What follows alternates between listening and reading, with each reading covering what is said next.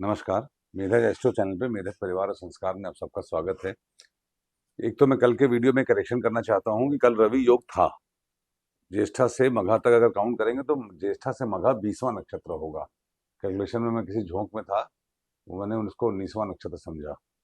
तो आज पूर्वा फाल्गुनी है, आज नहीं है, क्योंकि ये 21वां नक्षत्र हो जाएगा ज्येष्ठा से।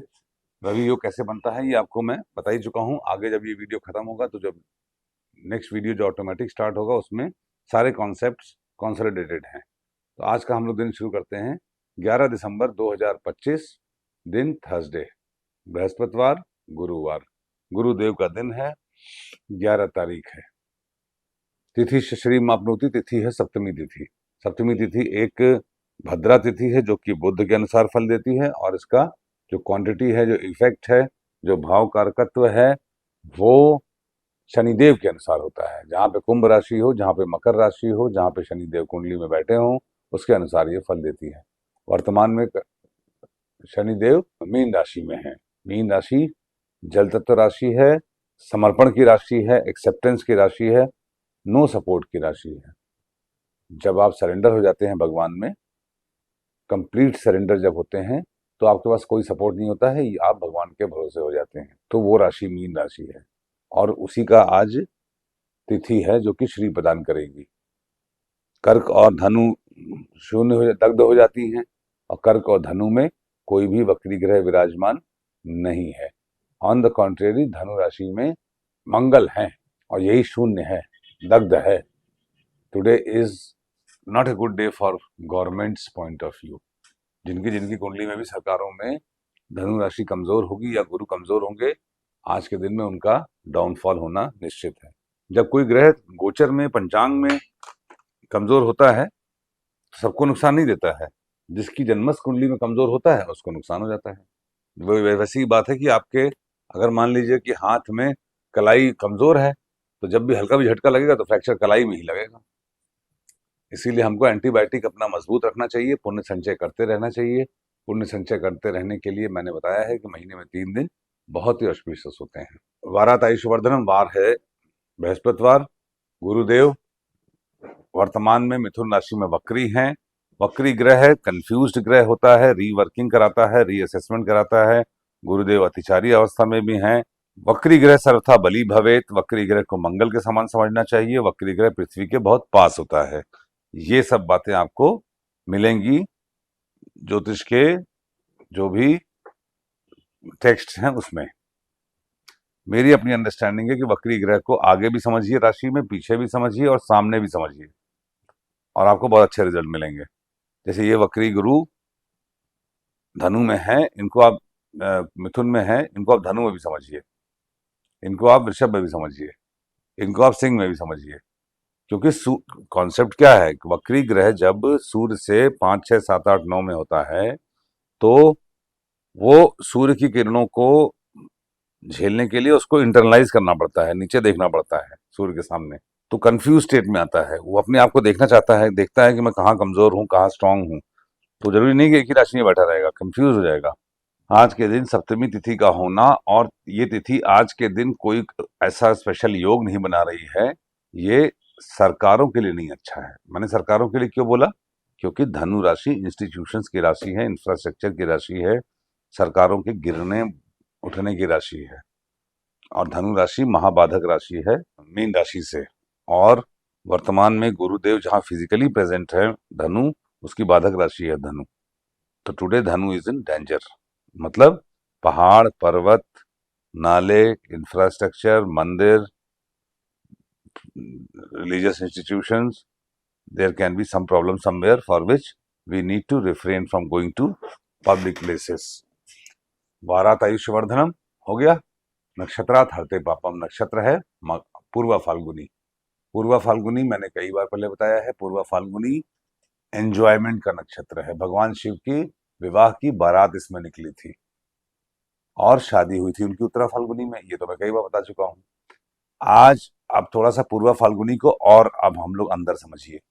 अभी तक हम लोग थोड़ा थोड़ा ऊपर ऊपर इन्फॉर्मेशन देके आपका इंटरेस्ट जगा रहे थे, मगर अब हमें लग रहा है कि आप में से काफी लोग सीरियस मन बना रहे हैं इस परंपरा में बने रहने का और पंचांग के अनुसार अपने जीवन को आगे करने का। तो हर एक नक्षत्र के कुछ कुछ और वीक, स्ट्रांग और वीक पॉइंट्स भी समझते चलिए। जैसे आप तिथियों के बारे में भी, ये भी हम लोग बात करते रहेंगे, बताता रहूंगा। कल मैंने आपको वैद्यति योग और मघा के बारे में बताया था। आज देखिए, ये योग पूर्वा फाल्गुनी नक्षत्र।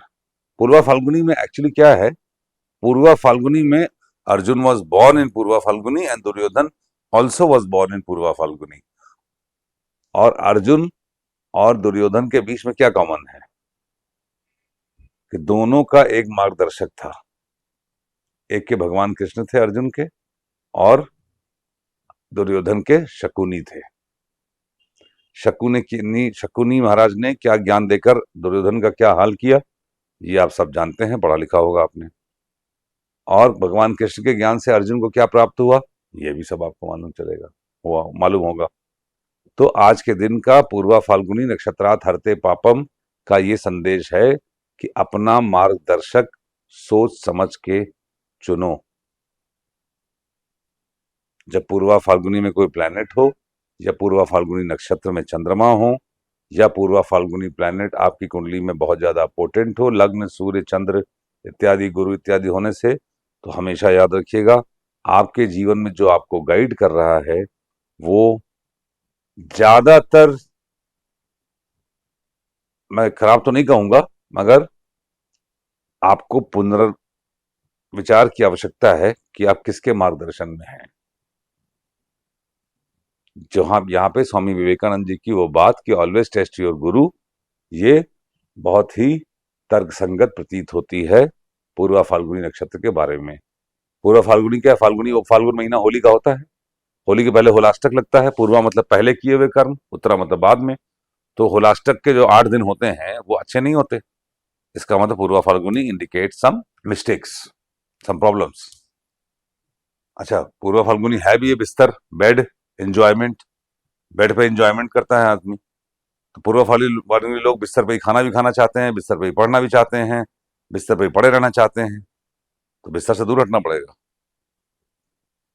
जीवन का में आराम मत करिए, काम करिए। एनीवे, पूर्वा फाल्गुनी मतलब कि आप, मोटा मोटी बात यह है कि कंफर्ट जोन से बाहर आइए, आलस से में मत रहिए। ठीक है।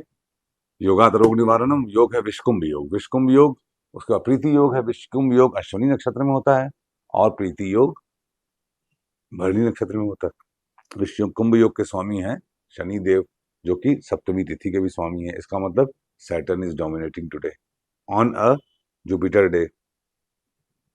तो गुरु शनि का मामला है।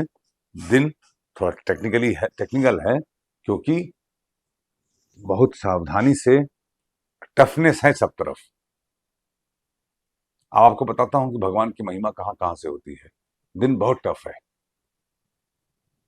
पंचांग के जो नियम है उनके अनुसार सप्तमी तिथि भद्रा तिथि है। Purva Falguni is a tough नक्षत्र, नॉट ए इजी नक्षत्र। विषकुंभ योग इज अ वेरी बैड योग। विषकुंभ, जिस घड़े में विष है, यू डोंट नो। आपको विषकुंभ योग के दिन आपको आकाशीय कृपा प्राप्त करने के लिए विष पीना पड़ेगा। करण है भवकरण, उसके स्वामी सूर्य हैं। चूंकि मंगल अस्त हैं, अस्त प्लैनेट सूर्य को डैमेज करता है, तो करण भी डैमेज है। इसका मतलब आज के पंचांग में सब कुछ डैमेज है। मतलब आपके जीवन में अकस्मात कोई बहुत अच्छा गाइड या ज्ञान या किसी का एंट्री हो सकती है लाइफ में, चाहे सोशल मीडिया के थ्रू, चाहे प्रैक्टिकल लाइफ में। ये आपके वर्तमान हालात पे डिपेंड करेगा। यूट्यूब वीडियो से ही पूरा प्रेडिक्शन दे नहीं सकते ना भाई साहब, ये तो डायरेक्शन के लिए है। ठीक है। तारे बता दिए मैंने आपको। अधोमुखी नक्षत्र है, इंटरनलाइज करने का नक्षत्र है। लगता आप जोड़ लीजिएगा, बता ही देता हूं। विशाखा पे लगता होगी, 6वां नक्षत्र। बाकी ग्रहों की भी लगता जोड़िए।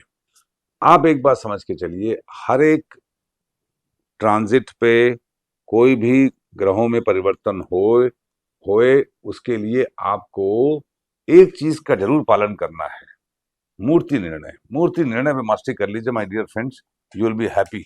मूर्ति निर्णय, सरस्तोभद्र, घात और लत्ता और रवि योग, तो आपको पंचांग समझने में बड़ा आसानी रहेगी।